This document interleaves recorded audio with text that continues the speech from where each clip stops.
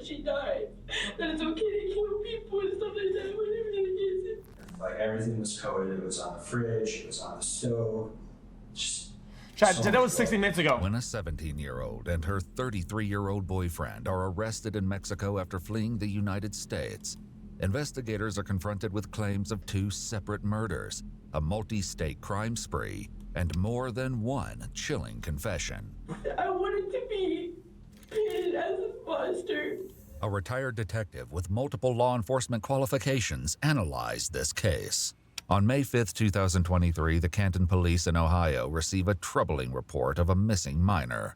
A detective immediately reaches out to coordinate with the Sylvania Township Police Department. Hey, I investigating a possible kidnapping involving a Jonathan Jones. They were stopped in Arizona by the Border Patrol in a Nicole Jones vehicle. That's Jonathan's mom. Her son, Jonathan, was with a 17-year-old official missing, Caitlin Coons. On April 18th, Caitlin had been reported missing after she ran away from her foster home. However, this wasn't the only reason authorities were currently looking for her. Now, the 17-year-old girl that is with Jonathan, who has a nationwide pickup, texted and said that they murdered Jonathan's mother, somebody else, and set a house on fire. Following this alarming claim, officers from Sylvania Township head to 53-year-old Nicole Jones's home, where her son, 33-year-old Jonathan, also lives. There, they quickly realize that they aren't the only agency searching for Jonathan and Caitlin. You guys are marshals? Yeah. Okay. Are you working with the loud? detective? Is Canton? Yeah, it's Okay. like a fugitive investigation, but then I guess The one lady said that she killed her in arson. The U.S. Marshals had actually begun their search for Jonathan the day before for an entirely different reason. On May 4th, he missed his scheduled sentencing for crimes involving Caitlin from a year prior in 2022. However, investigators now suspect there's far more to Jonathan's disappearance than simply fleeing his sentencing. This information is third hand, but we know her car is, and because we know the Border Patrol stopped that car down by Arizona. It's now in Mexico? We don't know. They're trying to find it right now. They got an airplane up and they're trying to locate it and all that kind of stuff. Okay, so it was. But this is pretty concerning. Inside the home, there's no sign of Nicole. There's also no obvious indication of foul play or arson, leaving it unclear whether Caitlin's claims are true or not. It wouldn't be long before that uncertainty gave way to a far more disturbing reality. Well, it's the point of, okay, if she's not in there, it's like they could have taken her somewhere else, so we have no idea what's going on. 3 days later, on May 8th, Mexican authorities report that Jonathan and Caitlin have been found in Chihuahua driving Nicole's vehicle, but there's still no trace of her. They're handed over to the FBI and brought in to speak in El Paso, Texas. Here, investigators uncover a story far darker than they anticipated. First to speak is 17-year-old Caitlin Coons, who tells them everything has been completely blown out of proportion. There's nothing like deep, like, oh, I went on a killing spree. No, it's not what happened. Okay. And I came to Mexico because I was looking for a new beginning. Despite Caitlin's words, she's sitting in a closed-off position, arms hugging her body to comfort herself. And then out of nowhere, they started posting stuff. And that's when the Mexican police were also like, why is it showing all this? And I was like, I don't know. Like, they just now started putting things up like that. Who started posting stuff? Apparently, they're saying the U.S. Marshals want me. They said that the National Center of America wants to talk to me. I talked to my local police, and they said that they were going to be taking me out for missing because I wasn't even supposed to be put in as missing. Were you missing at one point? I was, last year. There's far more to the story of Caitlin's disappearance last year, including her troubling history, which comes up in Jonathan's interview. Jonathan, a former member of the U.S. military who is currently unemployed, spoke with the FBI on May 11th, 2 days after Caitlin's interview. I knew a little bit about her past. She's been a runaway since 13, or 12 or 13. I know she used to prostitute herself out and stuff like that, and do whatever she had to do to survive. Investigators also learned that 4 months earlier, Caitlin suffered a traumatic brain injury from a serious car accident while high on fentanyl. Let's go. While her past may give some insight, Brother. for now, Caitlin describes that during her arrest, the Mexican authorities were concerned about the age difference between her and Jonathan. He was like, well, the two ages are really bad, da, da, da. And I was like, actually, I know it's actually illegal in Mexico. The only time someone can be with someone above the age of 18 is if they're doing something, then the person has to be 18 for someone to be dating somebody above 18. And I was like, I know that, and we haven't been doing anything. I just came here with him, and he happens to be my boyfriend. Jonathan also discusses the nature of his relationship with Caitlin. Would it be safe to say that you guys are in a relationship? Yes. Okay. How long have you and Jonathan been dating? Welcome to the jungle. We started dating like a couple months ago. In October 2022, Caitlin ran away from a treatment center for an eating disorder and was reported missing. And I ended up running into him, and so how can I So this is like a troubled youth with no help or whatever, but it seems like she's getting help or whatever. She's just kind of trolling the game, How no? are you and Caitlin know each other? We met through a dating website. You were on what website? Mingle too. Caitlin later claimed Jonathan stood outside the treatment center with handwritten signs asking her to leave. He was 32 at the time. What? She was 16. What? Well, we were together for like 2.5 weeks. I got arrested. Well, we both got picked up in Wood County for walking to a gas station at 5 o'clock in the morning to get something to drink. Jonathan's account of his first arrest in 2022 leaves out some of the more troubling parts of the story. According to court documents, around 4 a.m. on October 24th, Jonathan and Caitlin were stopped by police as they were walking along a roadway near a truck stop in Lake Township. Caitlin was soon identified as a runaway. Jonathan admitted to picking her up but said she told him she was 19. Police found photos of Caitlin on his phone, as well as a video of them. Not only that, but Jonathan also admitted to sharing the video. As unsettling as this is, it only marked the beginning of an alarming series of crimes. And then they took me to Wood County Justice Center. Okay. And I spent there almost 5 months there. On March 10th, he entered a guilty plea to 1 count of endangering children and 1 count of attempt to commit pandering obscenity involving a minor. The other counts were dismissed. Jonathan was released on a personal recognizance bond with an ankle monitor while awaiting sentencing. Though he was ordered to have no contact with Caitlin, they started talking again over Facebook. We chatted for a couple of days, and the next thing you know, she showed up at my door. In April? End of April. Yeah, end of April. Whether that's busted. Caitlin had arrived at Jonathan's mom's house only 3 weeks before these interviews with the FBI. He was living with his mom to help around. Living with his mom to help around? Yeah, his mom is like a cool type of mom. Like, she likes to play card games, go on walks. The police was doing their job on this, no? But, you know, when we were trying to take her, Found the cars, found them, because all she was that? talking about her Superman boyfriend. And I was like, she said that she was apparently dating Superman. I was like, oh, okay. I'm not going to stop you there. I think she's honestly getting to that age. So she was gonna go to Mexico with you guys? What? She was gonna go with you guys? No, she wasn't. She said that she was talking to her, Superman boyfriend and stuff, and that she had things to do, and I was like, okay. And I was like, yeah, she's about to come to that age. Despite Caitlin's claims, Jonathan says his mom wasn't even home. She went out, I'm guessing on a bender, because she went out a couple of days before Caitlin showed up, and she never came home. So she does that sometimes. Yeah. So I want to talk about your mom for a minute. So some of your family members, I think it's probably the same concerns you have. I think it was your brother maybe your brother or maybe your grandfather filed a missing person on her. Okay. Because nobody's seen or heard from her. Right. Did she have a fight with somebody or?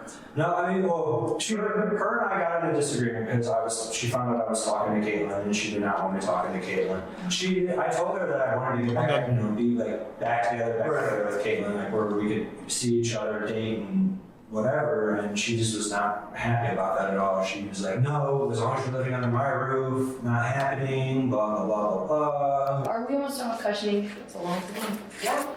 I mean, because I feel like we talked about what happened in Mexico. I feel like I don't know where everything there is to need to know about if there was to be something, and I'm ready to get back to America. So.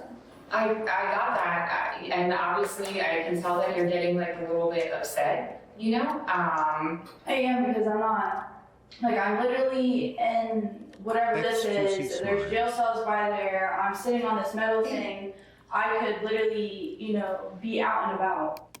And do what? So, I'm ready to leave, that's all. Okay. And do what? Okay, so we do have some more questions. Tell me about this Facebook message that you sent. Caitlin recently sent concerning messages to 2 people, including her ex-boyfriend Michael, who she discussed earlier. If he's trying to tell me that, you know, I'm wanted and that I'm about to be going to jail, so. Why would he say that? What? Everything that, like that, U.S. Marshals or something? Yeah. Because I used to be with him when I was younger, and because of the cops finding out and everything, he's trying to get at me as best as he can right now. So he's trying to like help the police and stuff. And I'm like, you know, there's nothing to help out with. I'm not doing anything wrong. Caitlin tells detectives that she dated Michael when she was 14 and claims that he currently has access to her Facebook account. Why would he have done that? Like, why is he so pissed off? Because, like I said, the authorities are on his right now, because back when I was 14, when the FBI got involved back then, because they thought the same thing. Chat, how much resources and like there's a police and other bodies, law enforcement have put into this shit? Like, dude, even though what a problematic person. It's when I ran away to go. Dude, it seems insane. I did stuff back then. That's the reason why I know not to do it right now, because I'm not 18 yet. I did it with him, and so the police got involved and stuff. So ever since, you know, they put him on probation and stuff and told him that they were going to be keeping a close eye on him, every time that, you know, something's up with me, you know, he would be the one to be like, oh, I know everything, I know where she could be at. Strangely, Caitlin's Facebook account shows a post on May 7th, just 2 days before this interview, where she claimed to be at a Dave & Buster's in Ohio with Michael. Investigators went to the restaurant and determined that Caitlin hadn't been there, and in fact had been in Mexico at the time of the post. She had, however, been in contact with Michael.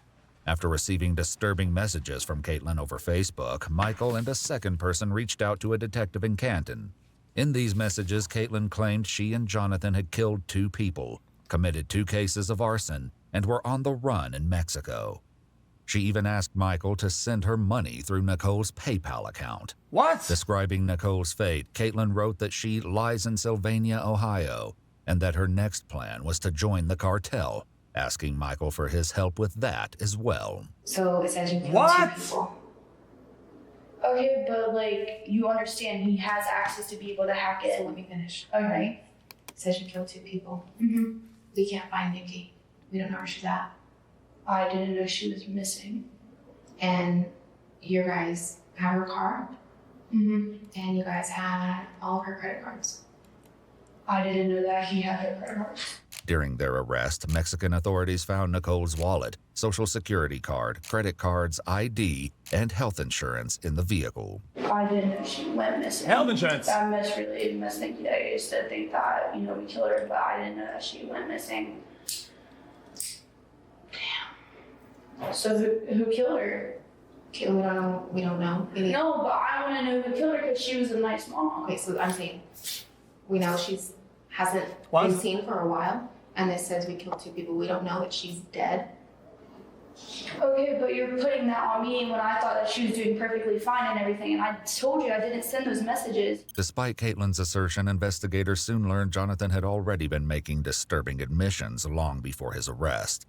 In fact, he admits that he took some of his mother's things and pawned them while driving to Mexico with Caitlin. So that individual that you pawned it to, we had a conversation with. Okay. And he kind of remembered a reason why you were pawning it. Do you remember the reason you gave it to him? I told him my mom passed away, just didn't want to have it around.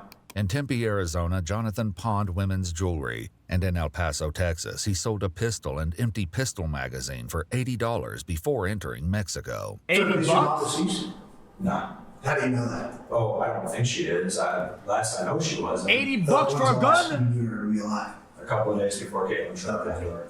However, he claims that tensions between his mom and Caitlin had been brewing for a long time. I do know that both Mom and Caitlin have said about each other that you know, if one or the other interfered with something that they would go to the extreme about, like my mom saying, "Oh, let her be crazy. She tries something, I'll shoot her." Blah blah blah. Blah. What is that? And I know Caitlin has said on numerous occasions, like, if your mom tries to stop us from being together, then I will take action in my own hand. So when we talk to him, and he's going to try to point the finger at you,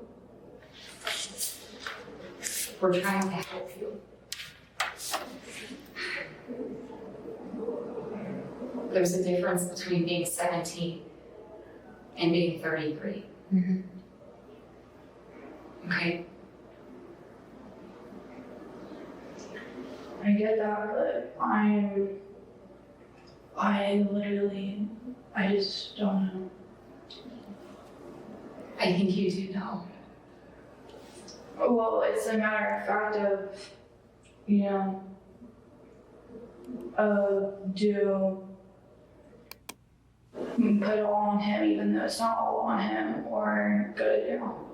While investigators may have suspected Caitlin's involvement in Nicole's disappearance, they are likely unprepared for what she says next. It was on me. What? I told him that I gave him 5 hours.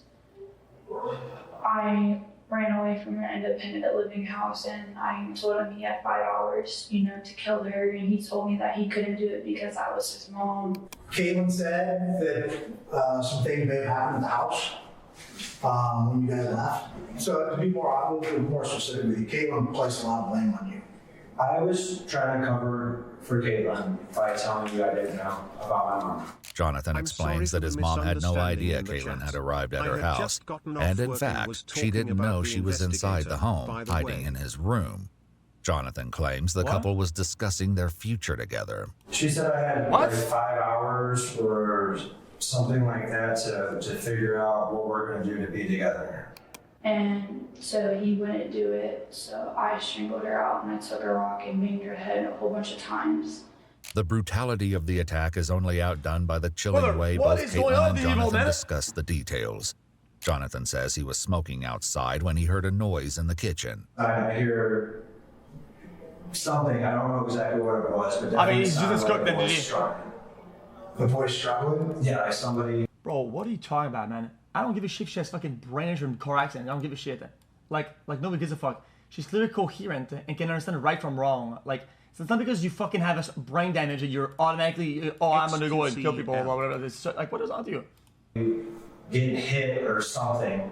Through the door and everything, it just sounded like, oh. When I went in, okay, I'm not gonna forget this scene because there was a lot of blood.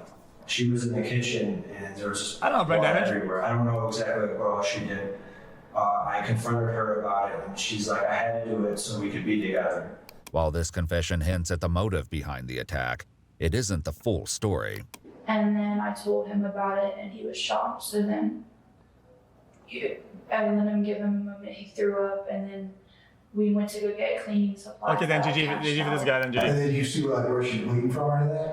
I couldn't tell because there's everywhere there was blood. Everywhere. Like everything was coated. It was on the fridge. It was on the stove. Especially after the fact. Didn't get into this thing. Go figure. The one easy place to clean didn't go.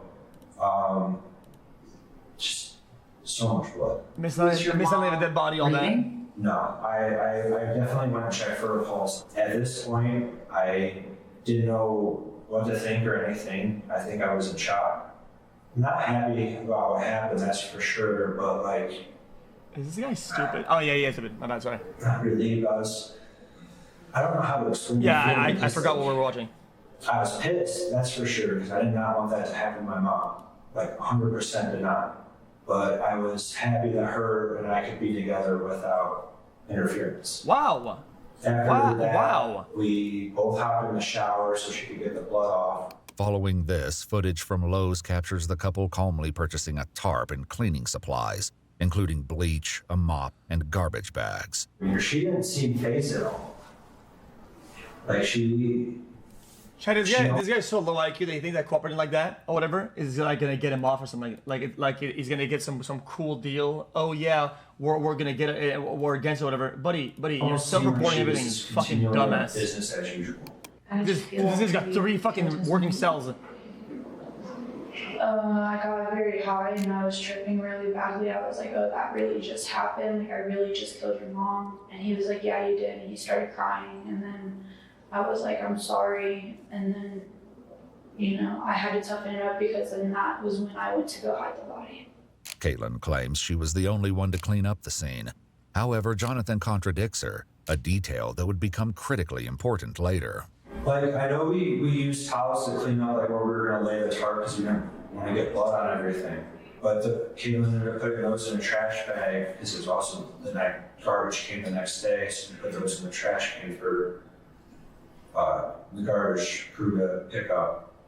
But, you know, after we cleaned off an area for the tarp, we got the body onto the tarp, and we rolled it up and put it into the back of the car. Eerily, one of the initial investigators predicted this very thing. Hey, mom's probably in the trunk.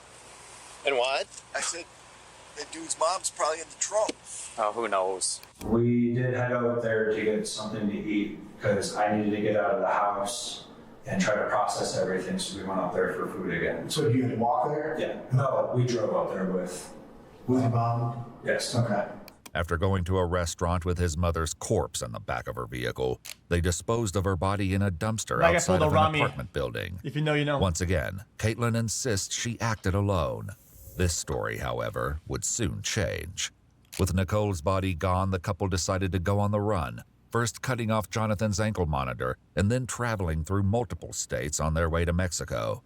Their crime spree, however, had only just begun. Finally said, she's like, man, that really did feel like a dream of everything that happened, doesn't it? And I'm like, yeah. That was a good joke. What? Except for I can not get the image out of my head. She's like, I can't either. She's like, hopefully we can do more things like that. And I'm like, not trying to get in trouble. I don't want to ruin us being together because she's literally all I had at that point. Did anything significant happen in Tennessee? Just, we were... Oh, I get you. Anything else happens after this or what? Started running low on money, so she tried I mean, this one's kind of stalling a little bit. Sell or get people... Perfectly normal reaction. You get to be normal the rest of your life, okay? Caitlin's new statement begins by painting a very different picture of her relationship with Jonathan. I would... Because I'm not interested. I don't know what to say about that type of relationship. I would say, like, at first, like, it was just a friend, then boyfriend, but then, like, just a manipulator. Like, he just abused me and stuff like that. So I don't know what you would call that. Okay. In what way did he abuse you or manipulate you? He abused me multiple times and stuff like that. Along with adjusting her claims about her relationship with Jonathan, Caitlin has a new confession about Nicole's death, one that doesn't just challenge her earlier version, but contradicts it entirely. She starts by saying she was asleep in Jonathan's room. That's when I hear, babe, babe, babe. And I'm like, I don't even know if I should get up. It's like that gut feel, like you just know something went wrong. So I like slowly like get up and I like walk out of the room and then I walk this way. I'm like looking everywhere. Then I walk in and I look this way and there she is on the ground. Caitlin began her story using past tense but has switched to present. She should be saying I walked, I looked, but her choice of present tense indicates that she is making up the story as she tells it. There's a rock by him. Who's she? You said who's she? Nicole. Yeah. Nicole, his mother, okay. Go ahead. I mean, there she is on the so ground. we're talking about like a life sentence or whatever, and they can't even lock in and get their story straight. They can't even rehearse it one time so that it doesn't sound stupid. Like, I mean, you can't even make this up. Like, it's, and he's I don't even know. He's asking me to help him. He's like, babe, can you please help me? And I'm like, no. And then that's when I went to the couch and I lay down. And then he, I didn't even know what to do with myself. I literally kept saying, this can't be she lies and then what? Well thought out and that's what happened at the end. Be terrible together, be worse together. Caitlin's dreams of being terrible with Jonathan were dashed by the consequences of their actions. For Jonathan's first... Chat, how do you go bald? How do you go bald at 17 or 16? I mean, at this point, this has to be a problem. I mean, she's balding at 16. ...of their actions. For Jonathan's first case in 2022, along with having pled guilty to endangering children and attempt to commit pandering obscenity involving a minor, he was also charged with vandalism and failure to appear after cutting off his ankle monitor and fleeing to Mexico. What? He was sentenced to 4.5 years in prison.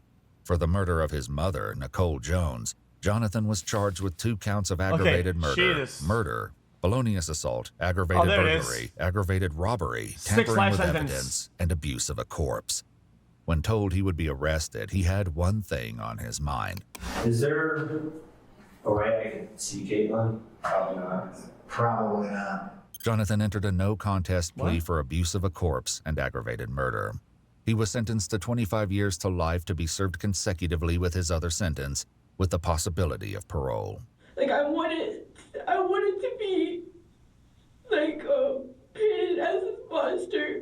Caitlin Coons was charged with aggravated murder, tampering with evidence, abuse of a corpse, felonious assault, and murder. 5 life sentences back-to-back, plus afterlife jailing, and... Have a good cry? No. I feel like my whole life is fine. She initially pled not guilty before withdrawing and pleading no contest to aggravated murder and abuse of a corpse.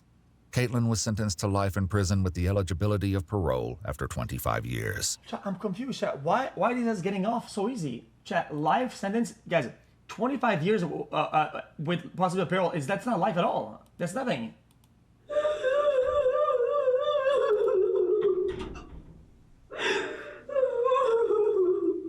That's nothing. Caitlin now seeks post-conviction relief, arguing her defense counsel had been ineffective. She's currently asking for her conviction to be vacated and to be granted a new sentencing hearing. Watch our full videos as they were originally made, with no... Chat, I mean, you can say it's a lot, but dude, if somebody killed somebody, like they deliberately took out all the time that they have left, right? They took all of it, and they get off with like a third of their life off? Like, okay, how is that fair? How's that? It's a 1 for 1/3. It's bullshit. It's bullshit. Yo, they should be jailed forever with hard labor. Like, they should be making bricks, making construction materials for other citizens to have a better life. They should be making some stuff for everybody else. I mean, you already took away value from life and other citizens, now give it back. Like, give it back, bitch ass. Why do they? Because if they're all they do is in jail, they're being given again. They took, and now, even though they're in jail, yeah, it might sound like it's bad, but they're still being given shelter, given food, given all that. When do they give back to society? Never. Fucking make some shit, man.